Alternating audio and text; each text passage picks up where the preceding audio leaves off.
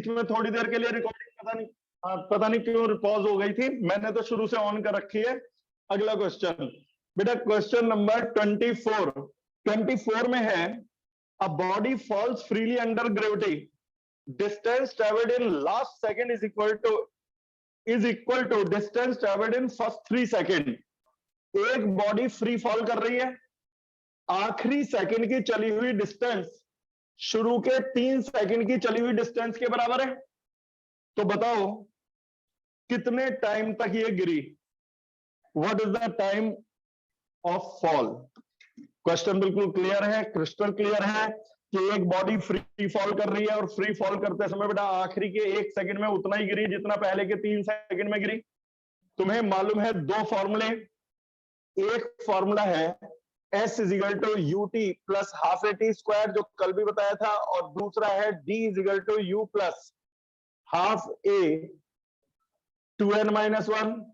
ये दोनों फॉर्मूले कब लगते हैं मैं रोज पक्का करा रहा हूं। ये तब लगता है जब टोटल डिस्टेंस, मतलब जैसे कोई कहे टोटल 3 सेकंड्स की डिस्टेंस बताओ, टोटल 5 सेकंड की बताओ, तो ये लगेगा। लेकिन ये कब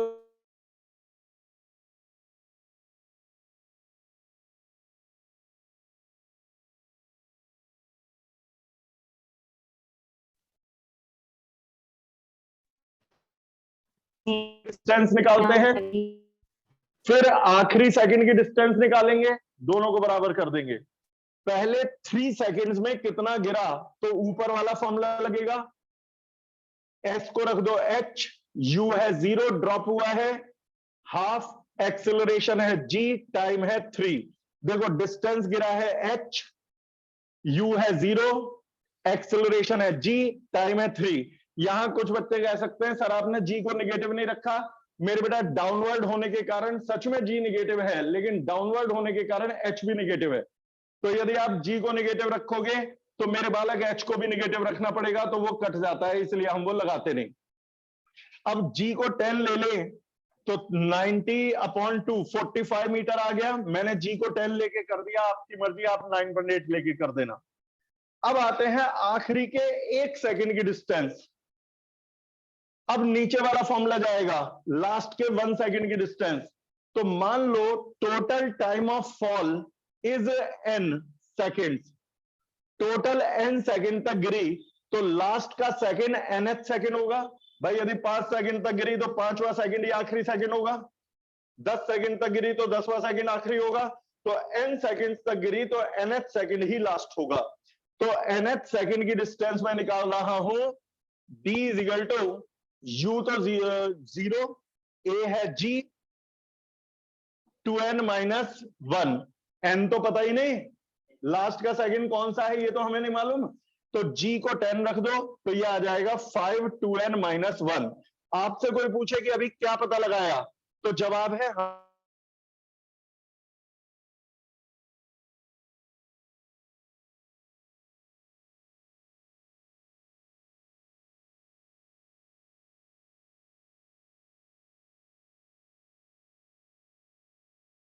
5 सेकंड आ जाएगा, यानी 5 सेकंड इसका टोटल टाइम ऑफ फॉल है। अब ये हाइट भी पूछ सकते थे कि जितनी ऊंचाई से गिरी पूरी टोटल हाइट बताओ, तो बेटा 5 सेकंड में कितना गिरेगी वो निकाला जा सकता है। तो H is equal to UT plus half GT square से T को 5 रख के हाइट निकाल सकते हो। खैर पूछा नहीं, क्वेश्चन खत्म हो गया। तो एक क्विक रिकैप लेते हैं। एक ट्रेन, पहले इन दोनों को फाइनल करें, अल्फा एक्सेलरेशन से चली, बीटा रिटार्डेशन से रुक गई। ये एक्सेलरेशन का टाइम है T1 और डिस्टेंस है x1, रिटार्डेशन का टाइम है T2, डिस्टेंस है x2। तो मेरे बेटा हमें ये प्रूफ करना था, तो मैंने लिखा alpha is equal to, alpha है एक्सेलरेशन तो वो tan थीटा से निकलेगा perpendicular upon base Vm upon T1, alpha is equal to Vm upon T1। Beta है retardation perpendicular upon base Vm upon T2। अब यदि अल्फा है Vm अपॉन T1, बीटा है Vm अपॉन T2, डिवाइड करके आ गया beta upon alpha is equal to T1 upon T2। पहला step complete. x1 है डिस्टेंस, यहां से यहां तक की डिस्टेंस, और x2 है यहां से यहां तक की डिस्टेंस। मैंने आप लोगों को क्या पढ़ाया है, जो डिस्प्लेसमेंट होता है एरिया अंडर द ग्राफ से निकलता है। तो x1 is equal to half into base into height, यानी कि एरिया। तो x1 is equal to half T1 into Vm, x2 is equal to half t2 into VM, तो x1 upon x2 is equal to t1 upon t2, दोनों को compile कर दो तो proof हो चुका। दूसरे क्वेश्चन में था पहले 3 सेकंड की गिरी हुई डिस्टेंस आखिरी के 1 सेकंड के बराबर है, टोटल टाइम बताओ। तो पहले 3 सेकंड में कितना गिरी, तो h is equal to UT plus half AT square में u को 0,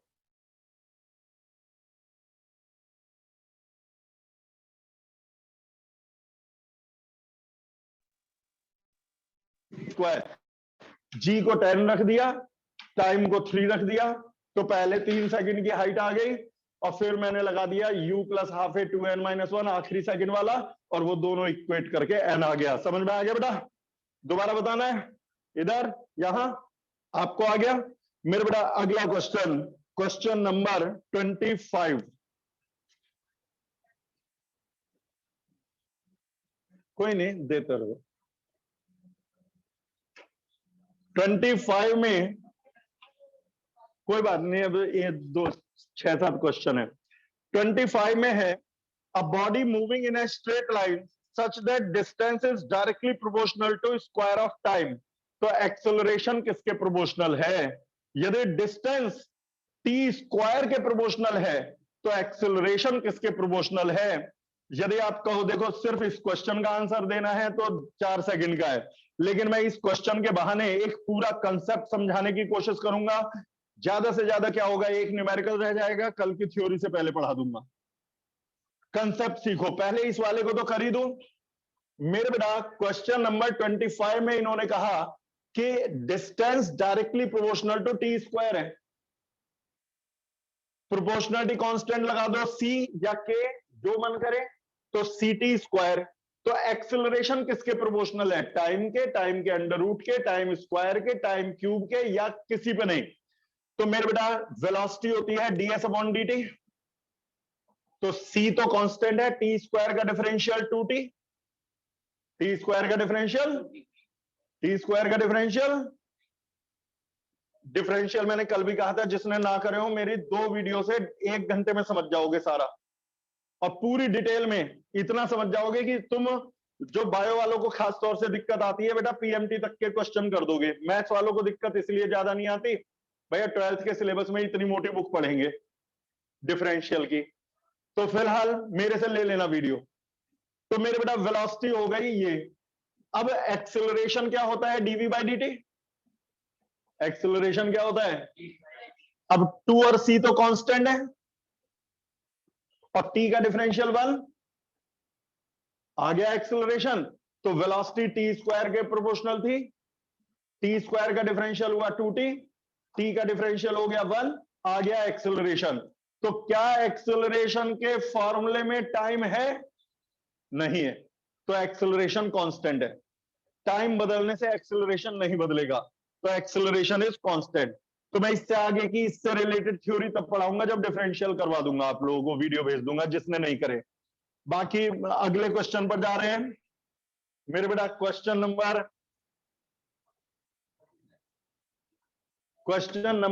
बेटा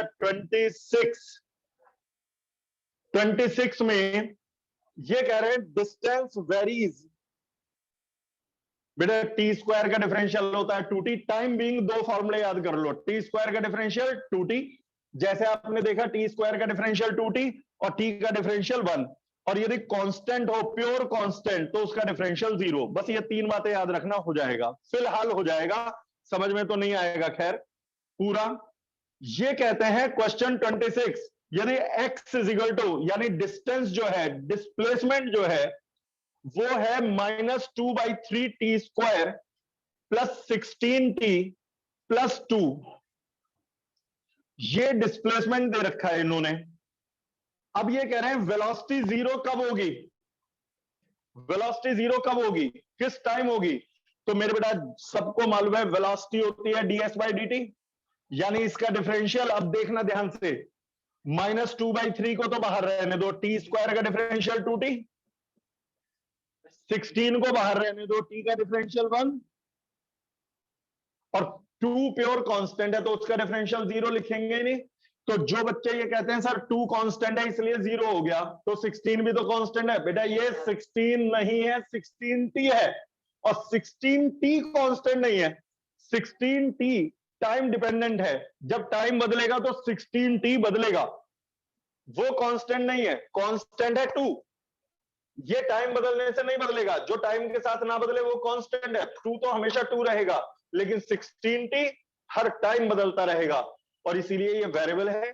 तो एक बात देखो, -2/3 t स्क्वायर का डिफरेंशियल 2t प्लस 16 t का डिफरेंशियल 1, 2 कांस्टेंट है, डिफरेंशियल 0 आ गया। अब उन्होंने कहा वेलोसिटी 0 कब है, तो मेरे बेटा इसको 0 के इक्वल रख दो, तो ये आ जाएगा -4t/3 plus 16 is equal to 0। ठीक है बेटा, कितना हो गया, 2/3 था या 1/3 था, 2/3 है, तो 12 सेकेंड दिखाई दे रहा है मुझे आंसर। भाई 16 3 48 अपॉन 4 12 आंसर। मेरे बेटा अगला क्वेश्चन, क्वेश्चन नंबर 27 न्यूमेरिकल में, a ball is thrown upward with velocity 30, acceleration due to gravity is 10, तो लास्ट सेकंड में चली हुई डिस्टेंस बताओ। एक बॉडी को 30 मीटर पर सेकंड से ऊपर फेंका गया, हाईएस्ट पॉइंट पर वो पहुंची, आखिरी के 1 सेकंड में कितनी डिस्टेंस चली। देख, साधारण बच्चे जिन्होंने कंपटीशन का सोचा भी नहीं है वो इसे कैसे करेंगे, वो उनका भी जाएगा, टाइम लगेगा। वो करेंगे, पहले पता लगाएंगे कि टोटल ऊपर जाने में कितना टाइम लगा, फाइनल वेलोसिटी को 0 रख के, इनिशियल वेलोसिटी को 30 रख के, एक्सेलरेशन को g रख के या -g रख के टाइम निकालेंगे।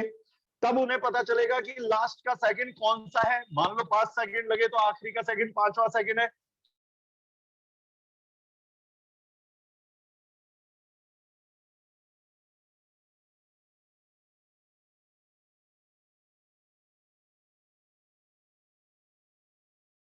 किसी बॉडी को ऊपर फेंकते हैं और वो वापस नीचे गिरता है, तो इसमें कमाल की बात होती है, आखिरी के 1 सेकंड की डिस्टेंस नीचे गिरने के 1 सेकंड की डिस्टेंस के बराबर होती है। तुम निकाल के देख लेना, लास्ट के 1 सेकंड में उतना ही चलेगी जितना गिरते समय पहले सेकंड में चलेगी, लास्ट के 2 सेकंड में उतना ही चलेगी जितना गिरते समय 2 सेकंड में चलेगी। मेरे लिए लास्ट के 1 सेकंड की डिस्टेंस निकालना मुश्किल था, लेकिन गिरते समय के पहले सेकंड की डिस्टेंस निकालना आसान था, क्योंकि जब ये गिरा तो 0 वेलोसिटी से गिरना शुरू हुआ।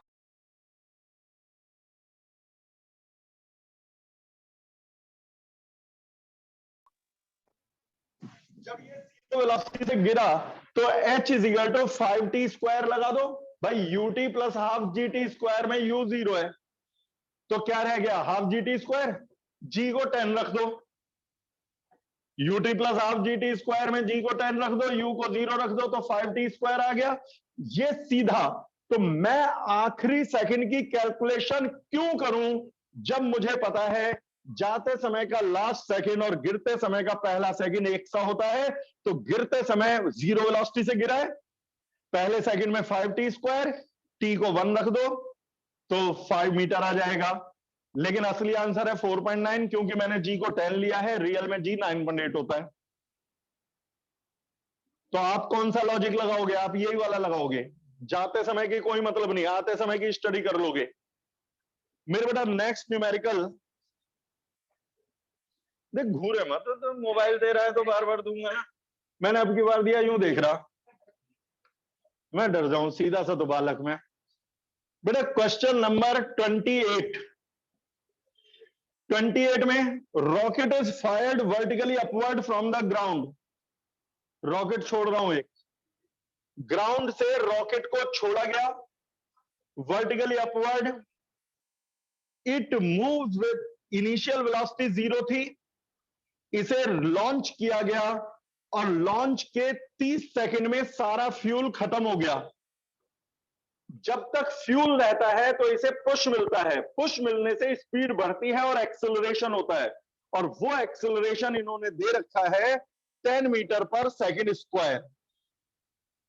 अब तक इसमें एक्सेलरेशन है, अब फ्यूल खत्म, फ्यूल खत्म होने के बाद ये ऊपर उड़ेगा, लेकिन अब इसे कोई पुश नहीं मिलेगा, उल्टे ग्रेविटी रोकेगी। तो यानी कि अब इस समय रिटार्डेशन हो जाएगा -10 हो जाएगा, जी को 10 ले लो तो, यानी आधे टाइम तो एक्सेलरेशन 10, आधे टाइम रिटार्डेशन 10। तो मुझसे कहा गया कि भाई बताओ टोटल टाइम ऑफ फ्लाइट क्या है। मैं बताऊं, फिर एक 11th और कंपटीशन की सोच वाले में अंतर आएगा। 11th वाला बच्चा कर देगा, लेकिन कैसे सोचेगा वो भी मैं बता रहा हूं। पहले वो इतने हिस्से को स्टडी करेगा कि जब ये यहां से यहां गया तो फाइनल वेलोसिटी क्या थी। शायद आपके दिमाग में भी यही आया होगा, फाइनल वेलोसिटी क्या थी। फिर जो यहां की फाइनल वेलोसिटी थी वो इससे आगे की इनिशियल वेलोसिटी हो गई। मान लो फाइनल मुझे नहीं पता क्या आएगी, है, सपोज करिए 300 मीटर पर सेकंड आ गई। वैसे मैंने सही बोला है, v equal to U plus 80 में u है 0, a है 10, t है 30, तो वेलोसिटी 300 आ गई। तो रॉकेट जब तक फ्यूल था तो फाइनल वेलोसिटी 300 गेन कर ली। अब उसके बाद इनिशियल वेलोसिटी 300, रिटार्डेशन 10, फाइनल 0 निकाल दोगे, टाइम आ जाएगा, दोनों टाइम को जोड़ दोगे। मैं इसे एक लाइन में बिना कैलकुलेशन करे करूंगा। पहले इसने 10 एक्सेलरेशन से स्पीड बढ़ाई 30 सेकंड तक, फिर रिटार्डेशन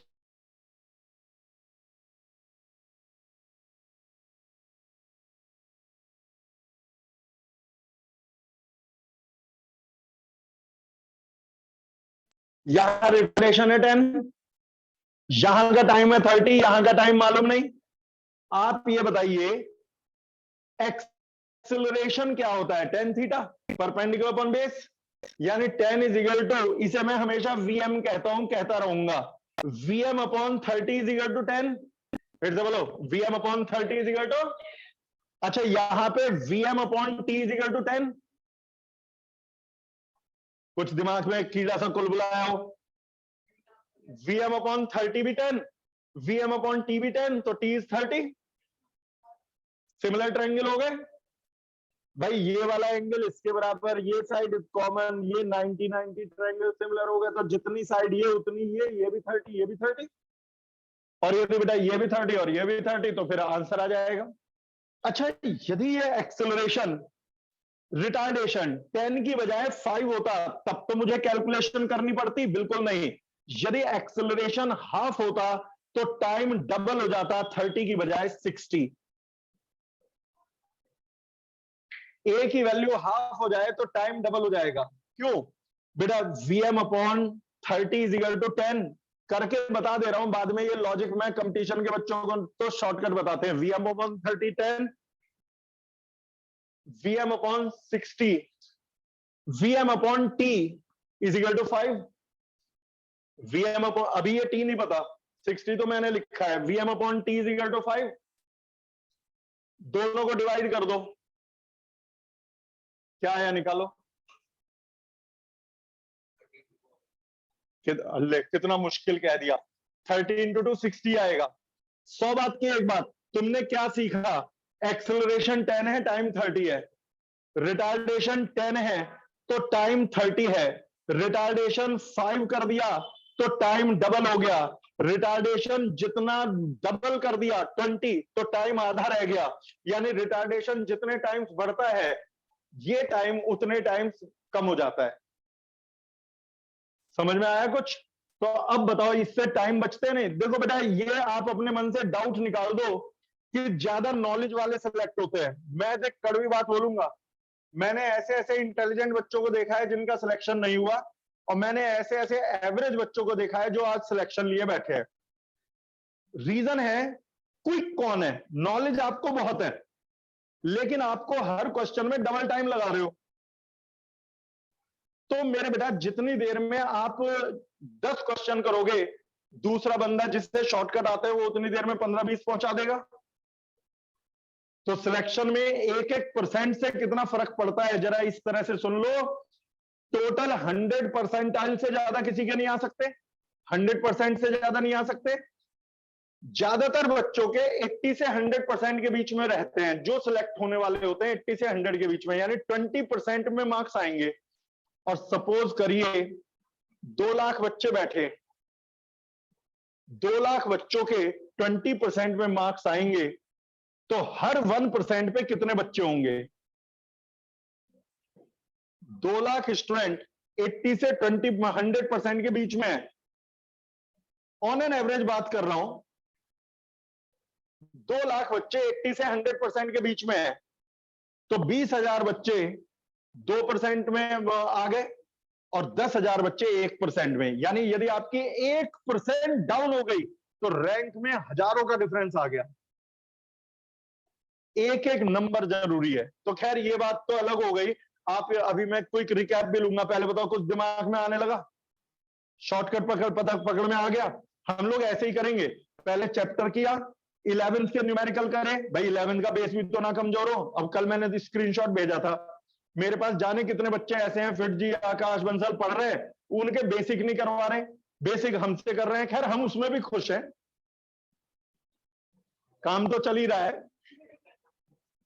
भाई देख बनिया हूं, जरूरत तो पड़ती है, तो काम चल रहा है। लेकिन सही मायने में यह है कि वहां पर बेसिक्स छोड़ रहे हैं। यहां पर मैं चाह रहा हूं बैलेंस बना के चले, बेसिक्स भी पूरे हो, बेसिक न्यूमेरिकल भी हो और साथ में कॉम्पिटिटिव लेवल का भी हो। अगला क्वेश्चन खोलो भाई। क्वेश्चन नंबर 28 के बाद देखो बेटा, 28 के बाद 29 बहुत ही शानदार क्वेश्चन इंटीग्रल का।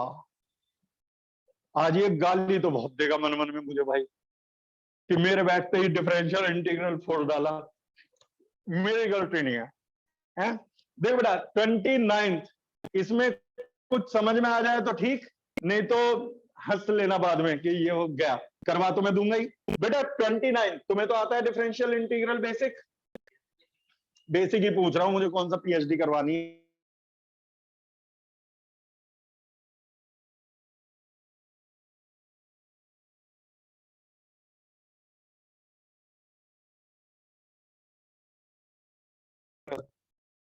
बेटा 29th क्वेश्चन में देखो, बताता हूं।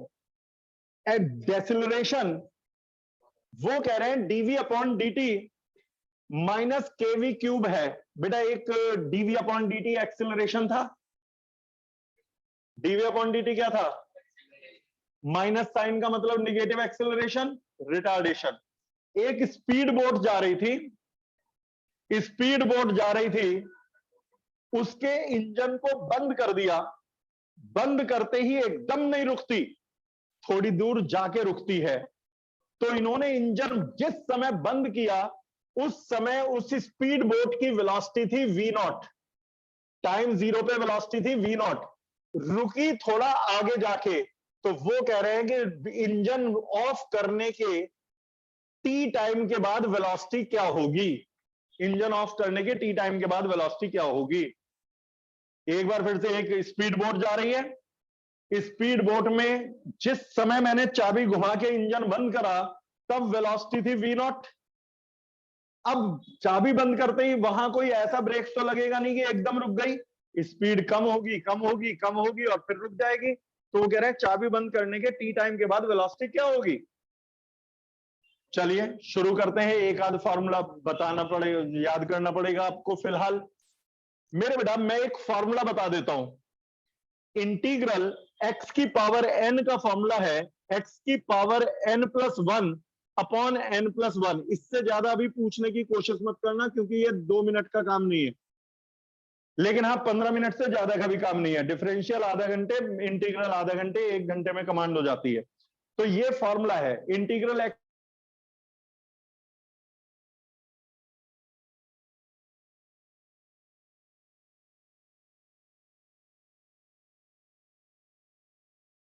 अच्छा यदि मैं कोई इंटीग्रल v की पावर -3 का फॉर्मूला क्या है, तो जवाब है v की पावर -3+1 अपॉन -3+1। एक्चुअली में इंटीग्रल कहते किसे हैं, हल्का सा हिंट दे दूं। इंटीग्रल का मतलब होता है सम, डिफरेंशियल का मतलब है तोड़ना, इंटीग्रल का मतलब है जोड़ना।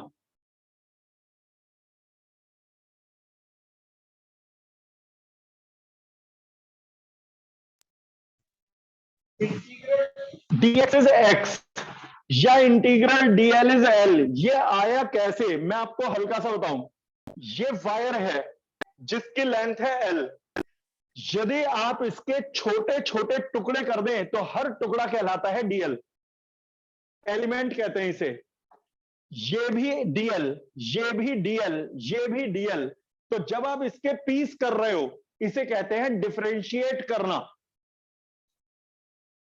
अब मैं कहूं इंटीग्रल डीएल, इंटीग्रल डीएल का मतलब है सबको ऐड करना। तो आप बताओ, पहला डीएल, दूसरा डीएल, तीसरा डीएल, चौथा डीएल, सारे डीएल ऐड कर दो तो एल बन जाएगा, तो इंटीग्रल डीएल एल आएगा। कल को मैं एक सर्किल बना दूं, हर बार इंटीग्रल डीएल एल भी नहीं होता। ये सर्किल है रेडियस आर का, मैं कहता हूं इंटीग्रल डीएल बताओ, तो आप क्या कहोगे? ये है पहला डीएल, छोटा सा टुकड़ा, स्मॉल पीस, स्मॉल एलिमेंट। ये भी दूसरा डीएल, तीसरा डीएल, चौथा डीएल। यदि मैं सारे डीएल जोड़ दूं तो सरकमफ्रेंस बन जाएगी, तो इंटीग्रल डीएल हो जाएगा 2 पाई आर। ये बुकिश लैंग्वेज से अलग इंटीग्रल है, चीजें वही हैं। बुक में तो ऐसा हुआ सा बना देते हैं, पता नहीं इंटीग्रल डिफरेंशियल कितनी खौफनाक चीज है। डिफरेंशियल का मतलब है छोटे छोटे पीस करना, और इंटीग्रल का मतलब है उन पीसेस को कंबाइन करना।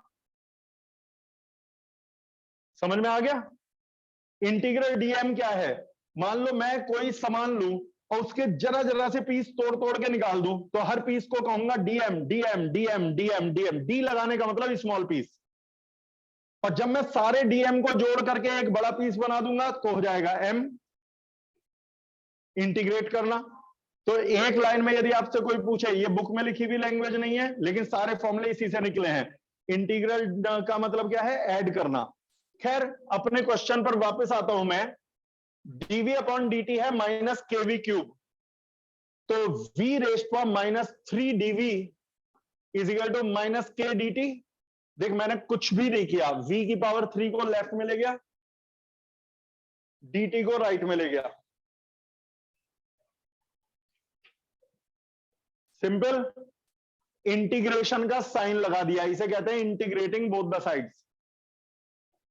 तभी मैंने ये पहले बताया था, x की पावर n+1 अपॉन n+1, तो v की पावर -3 का इंटीग्रल क्या होगा? v रेस्ट पावर -3+1 अपॉन -3+1 माइनस के integral dt t। Integral dt यानी छोटे छोटे टाइम को ऐड करना। जब छोटे छोटे टाइम ऐड करेंगे तो लार्ज टाइम हो जाएगा। इस समय तो मैं बेसिक भाषा में बता रहा हूं। आ गया यहां तक? अब ये बच गया क्या? v की पावर -2 यानी कि 1/v²। नीचे से -3+1 -2 को ऊपर ले आए तो 2kT। ये हटा देता हूं, इसकी जरूरत अभी नहीं है। वो तो यहां से ही हो गया ना, v की पावर -3 का इंटीग्रल -3+1 अपॉन -3+1। अब ये बताइए, टाइम जब 0 था तो वेलोसिटी क्या थी? v0। इसे बोलते हैं लिमिट ऑफ इंटीग्रेशन। जब टाइम 0 था तो वेलोसिटी थी v0, जब टाइम t है तो वेलोसिटी है v। वेलोसिटी क्या है बेटा? v। लिमिट्स रख दो, तो ये बन जाएगा v की जगह पहले v रखो, फिर v की जगह v0 रखो। यानी हम क्या करते हैं, पहले अपर लिमिट रख देते हैं v की जगह, फिर लोअर लिमिट रख देते हैं और सब्ट्रैक्ट कर देते हैं। अब राइट साइड में -2k, t की जगह t रखो और t की जगह 0 रखो और सब्ट्रैक्ट कर दो। तुम देखो मैंने क्या किया, पहले v के प्लेस पर v, फिर v के प्लेस पर v0, सब्ट्रैक्ट, फिर t के प्लेस पर t, t के प्लेस पर 0, सब्ट्रैक्ट। तो आखिरी स्टेप अब न्यूमेरिकल खत्म होने वाला है। 1/v² is equal to 1/v0² plus 2kT। LCM ले लिया तो v0², 1 प्लस 2kT v0², लेकिन ये तो 1/v² है तो रेसिप्रोकल कर दो, तो v² किसके बराबर होगा? v0² upon 1 plus 2kT v0²। अब अंडर रूट ले लो तो वेलोसिटी आ जाएगी, और यही आपका ऑप्शन है। अब मैं अगले इसके रिकैप करा रहा हूं। चलो इस संडे का टारगेट सेट करते हैं। इस बार हम, क्योंकि इंटीग्रल डिफरेंशियल बहुत चैप्टर्स में आएगा, इस संडे का 8 बजे का जो बैकअप होगा, 8 या 10 जो भी टाइम होगा वो फाइनल कर लेंगे, उसमें मैं डिफरेंशियल कराऊंगा खुद बैठ के, वीडियो भेज ही नहीं रहा। आप लोग भी सुन लो, जिसे डिफरेंशियल रिवाइज करना हो, पहली बार पढ़ना हो, जैसे भी, तो बेटा पहुंच जाना, 1.5-2 घंटे लूंगा मैं क्लास, और सारा डिफरेंशियल इंटीग्रल जितना जरूरी है 11th के लिए एक झटके में करवा दूंगा। मिस जो करेगा वो अपनी रिस्पॉन्सिबिलिटी पे। भाई आप ये बताओ, एक बार पहले करा दिया, एक बार अब करा दूंगा, बार बार तो नहीं करा सकते ना कि 100 बार तक एक ही चीज होती रहेगी, फिर बैकअप आगे कैसे बढ़ेंगे। तो इस संडे को टाइमिंग आपकी रिस्पॉन्सिबिलिटी है, मुझसे टाइम पूछेंगे। बेटा आप में से किस किस को करना है डिफरेंशियल, अभी जरा नाम बोल दो, मेरे कान में आवाज आ जाएगी। है बेटा, शौर्य है, ठीक ठीक, और अयान, ठीक, और बाकी सबने कर रखा है बेटा। चलो शौर्य अयान तो यहां से आएंगे। आप लोगों में किस किस को करना है बेटे? गुड, ठीक है। तो संडे की क्लास तो फाइनल हो गई। अभी कल भी है चैप्टर, कभी एक बार मेरे साथ हो चुका, मैंने कहा संडे को ये कराऊंगा, बच्चों ने सोचा बीच में छुट्टी है, संडे की तो क्लास फाइनल करिए। तो ये हमारे हो गए। मैं रिकॉर्डिंग रोक रहा हूं जरा।